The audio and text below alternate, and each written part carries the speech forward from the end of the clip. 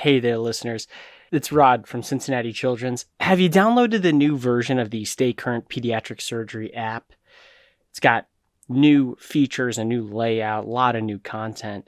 The reason I bring it up here is because when Whit Holcomb is talking about different articles, I'm going to link them under the media player. So you can just click on them, open them up while you're listening to the podcast.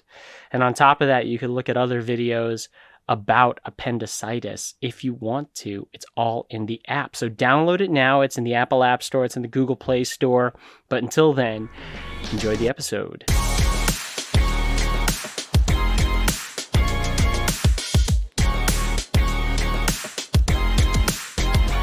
The appendectomy is the most common surgical procedure that pediatric surgeons are performing. But the problem is, let's say the kid gets to the hospital a little bit too late. The appendix is a little bit too bloated and it perforated. Well, that brings on a slew of questions. I mean, do you aspirate? Do you irrigate? Who of these patients is going to get an abscess, if any? What even is your definition of perforated appendicitis? These nebulous questions are still kind of floating around in the literature, and hopefully we can help answer some of them.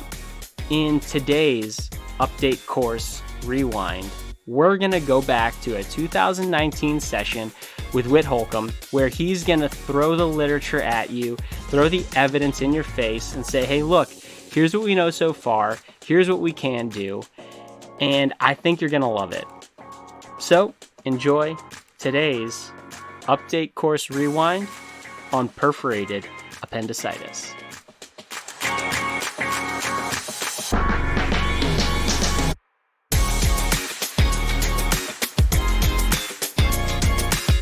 So I'm going to present on the mundane topic of perforated appendicitis.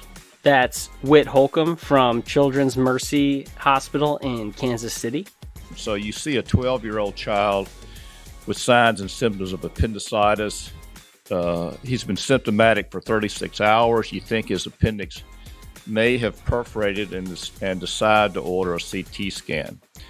Now, I know what you're thinking. You would probably just get an ultrasound, but for the purposes of this discussion in this case, let's say that we get a CT scan.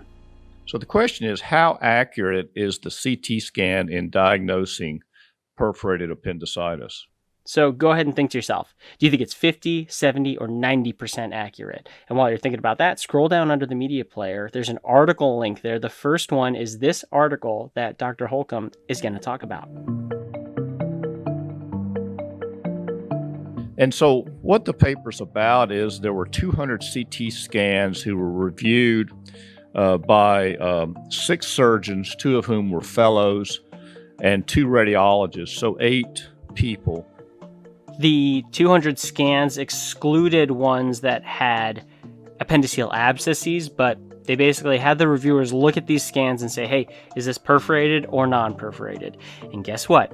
We are terrible at telling whether or not an appendix is perforated or non-perforated on a CT scan. The reviewers were only right 72% of the time. That's not even 3 out of 4.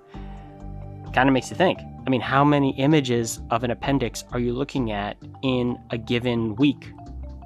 Probably more than 4. You're probably not reading them all right. Now, let's say we're going to move on with the case and you decide to operate. You operate on this child and think he has perforated appendicitis. In the operating room, how accurate is your visualization of the appendix in determining if it has perforated or not?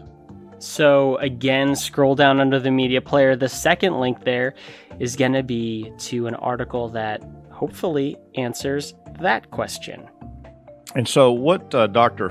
Ponsky and his group did was there were 110 surgeons involved, 62 attendings and 48 fellows. These were adult surgeons as well as pediatric surgeons. There was a cross-section of surgeons. They were from university hospitals, community hospitals, and children's hospitals. And among the attendings, the agreement in defining an image. He means like an intraoperative laparoscopic image, not like a CAT scan. as to whether the appendix was perforated or not was 27%. So not only are we bad at telling whether or not an appendix is perforated or non-perforated, we're not even like the same kind of bad, because we all disagree when it comes to whether or not one is perforated or not.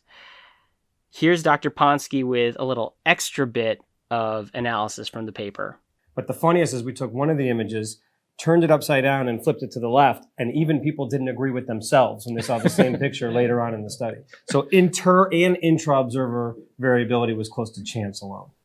So maybe we need a standardized definition for perforated appendicitis. Guess what? Scroll down under the media player. There's an article for that too. At our hospital, we identify perforated appendicitis as a hole in the appendix or a fecalith in the abdomen. The way Sean explained it to me is when they grouped stool in the abdomen or a hole in the appendix, when they took all of those patients that didn't have either of those, the incidence of abscess was less than 5%. And that's the part we care about, right? Which of these patients will go on to form a postoperative abscess? That's the whole reason we're having this discussion in the first place. Well, in this study, after Dr. St. Peter's group implemented a standardized definition for perforated appendicitis, they saw their non-perf abscess rate go down and their perforated abscess rate go up. So what does that mean? That means that before they had a definition for perforated appendicitis, some of their non-perf patients were probably actually perforated. And similarly, some of their perforated patients were probably not really perforated because they didn't have a way to define it until this study. So let's say you're in the operating room, you figure out that this patient is for sure perforated. Here's Whit's next question. All right, the next question is, you find the patient has perforated appendicitis, and your resident asks you if irrigation of the abdominal cavity is beneficial. You know the drill. Open up the next article.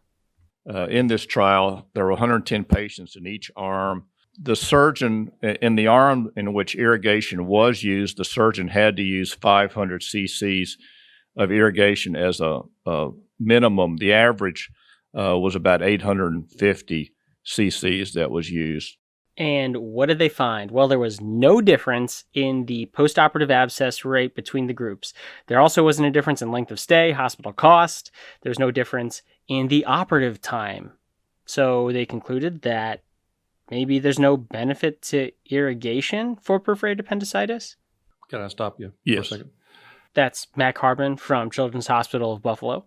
Some of the criticism to that report has been that both of the incidences of abscess formation are higher than some other studies, the 18 and the 19%. So any thought about that? I'm sure you've heard that before. Yeah, so I would say that's because of the definition that we used.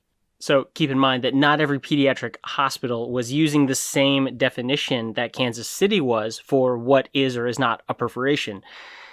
Now, because they didn't find any difference in irrigation, that's not to say that every irrigation is the same.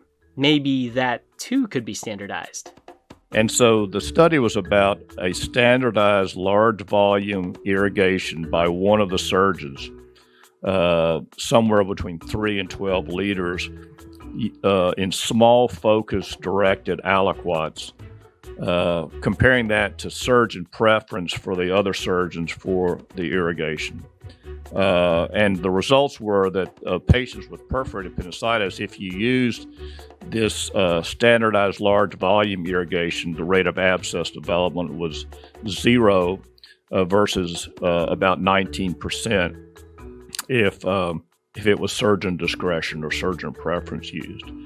0 versus 18. True. It changed my practice, this study. And did you have comments about it or no? Yeah, more just for in general, I think one of the issues is that no matter how good your data are, you can't beat a good rhyme. That's Alex Gibbons. He's a general surgery resident at the Cleveland Clinic. So the solution to pollution is dilution. You have to come up with something different. So my idea was potentially the inoculation for contamination is aspiration. So, yeah, let's put that out there. I like that. I guess I should have mentioned that Alex is also a budding rapper, apparently. But he brings up a good point. What about aspiration? For what it's worth, there's a meta-analysis that came out last year. Don't forget that we're kind of time traveling here. So the article he's talking about, which is linked below, came out in 2018. It was a meta-analysis that compared suction alone versus irrigation. They looked at children and adults, but they found no difference in the rate of postoperative abscess. So they're thinking that maybe one isn't necessarily better than the other. That was the last article that Dr. Holcomb was reviewing during this session, and that's when we brought it out to the questions from the audience. Now, the audience for our update course is both live in person and then also online, so anywhere in the world. I mean, there's a lot here. Do we irrigate or not? The answer is we don't have an answer. The best quality study said no difference. The more recent study that was not as a well-designed study did show a difference. I do think it really would behoove all of us if we came up with some standardized definitions so we're all talking about the same disease process. Yeah. Well, we'll get there eventually in the next 30 years. Okay.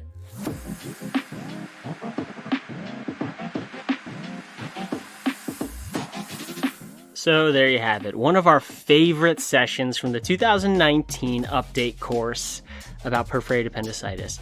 Hopefully you didn't leave here more confused than you were previously, or if you are, why don't you just download our app, Stay Current Pediatric Surgery, and dive deeper into this.